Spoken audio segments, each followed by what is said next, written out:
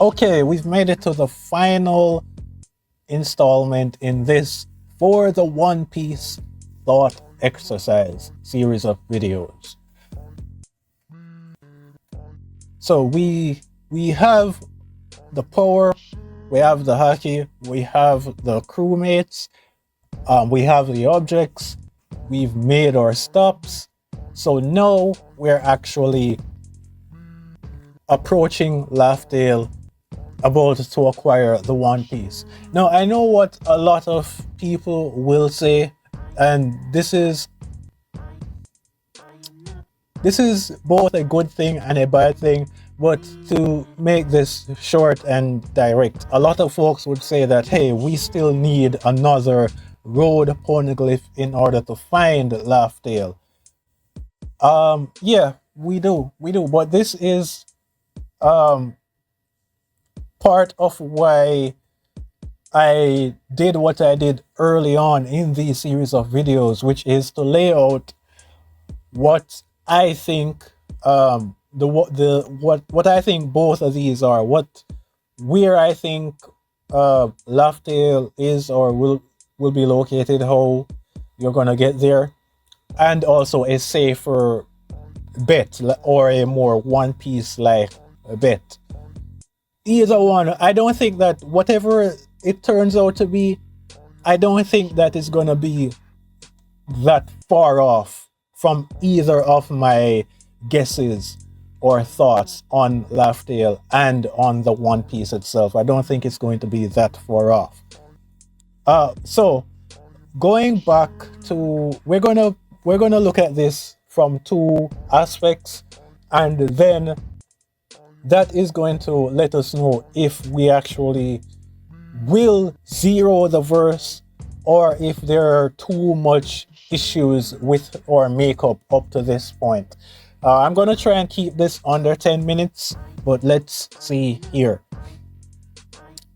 Okay, so going back to what I said early on, Laughdale, if I was the one writing it, it would be on another plane or dimension, and to get there you need to travel both deeper than Fishman Island and higher than Sky Island in one voyage by catching either a special current or entry point. So with everything that I have,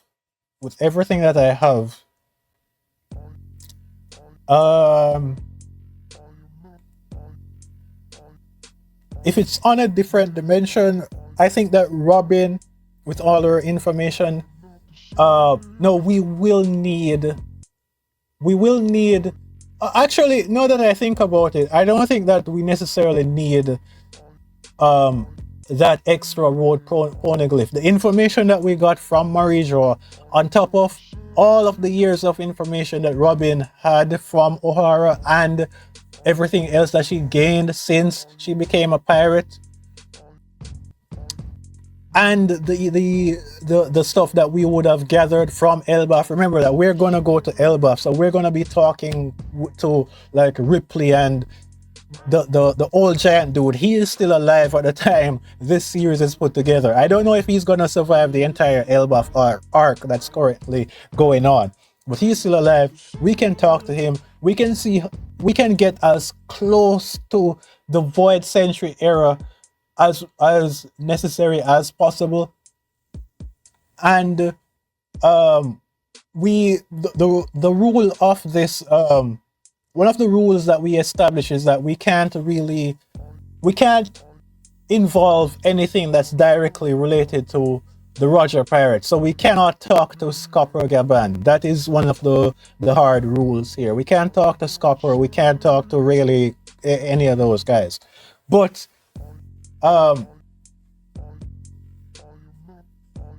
can we talk to Ripley? This is kind of a loophole. I could just say no. I could say no, but Ripley isn't directly. Would Ripley? I don't think that Ripley would be considered directly related to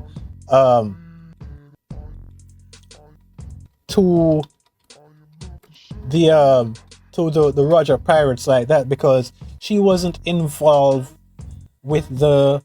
Hang on, I forgot. I guess I should have done this before I started recording. I should have gotten a picture of Ripley here. Uh, but anyway, with that said, the idea that I was coming up with, or the idea that I was trying to come up with, is talk to Ripley and and get Ripley to tell us uh get Ripley to tell us what whatever information Scupper might have told her about the One Piece, if she doesn't know enough on her own already. So that was what I was thinking about initially.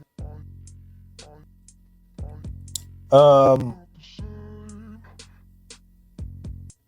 I don't know. Leave in the comments how you guys would want to take this. Do you want it to just be, hey, a hard rule, no questions, nothing at all in relation to the Roger Pirates, or is it fine if you get second or third hand information from um, the Roger Pirates? For the sake of this video, let's just say that we cannot ask Ripley anything at all.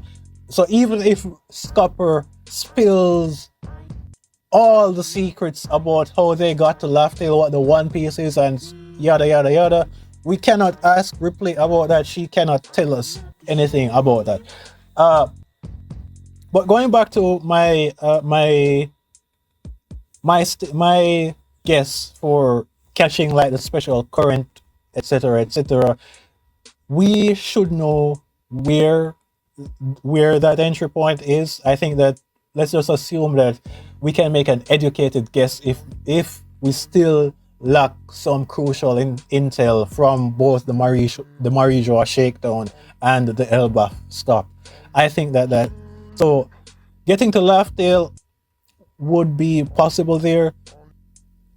And if it's on an island located somewhere that you have to go through near destructive conditions to reach, which is what I listed as a safer prediction, yeah, we have less issues there. No, in regards to the One Piece, let's say, so now we're on Laugh-Tale. If the One Piece is meant to, and this is where the Nika Devil Fruit will come in handy, because I'm saying that the One Piece is basically this giant, this device. Maybe it can grow in size or whatever, but it's meant to protect the world from a global flood. Awakening the Sun God Nika Fruit could make it literally possible for you to save the entire nation and establish a whole new world after the flood wipes everything out. And if it's just an island of treasure containing all sorts of life-changing, life-enhancing stuff to bring people happiness, the Sun God Nika Fruit can help out there, as well as the other stuff that we have. We have the cooking machine. We could do something interesting there. But anyway, that is pretty much it, guys. That is it. We are at the end of this video. My apologies if the graphics and so on, if those weren't fancy enough. Kind of working with limited resources, and at the same time I'm trying to put out I'm trying to find as much balance as I possibly can with quality and quantity.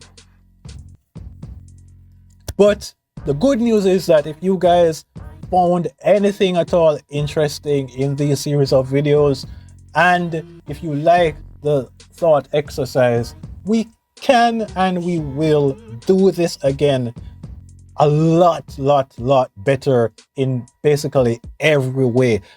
But yeah, I think that we will be able to zero the One Piece verse by doing all of the things that I listed out.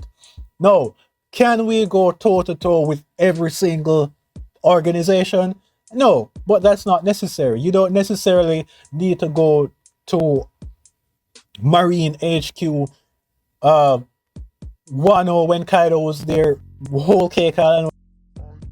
They don't need to do all of that. And I didn't mention this at the start, but this whole series takes place before the Straw Hats leave Elbaf, basically. So that wherever the manga is, whenever you watch this, this whole initial series, this takes place in early June 2025. But anyway, that is it. Peace. Thanks for listening. Thanks for watching. I'm out.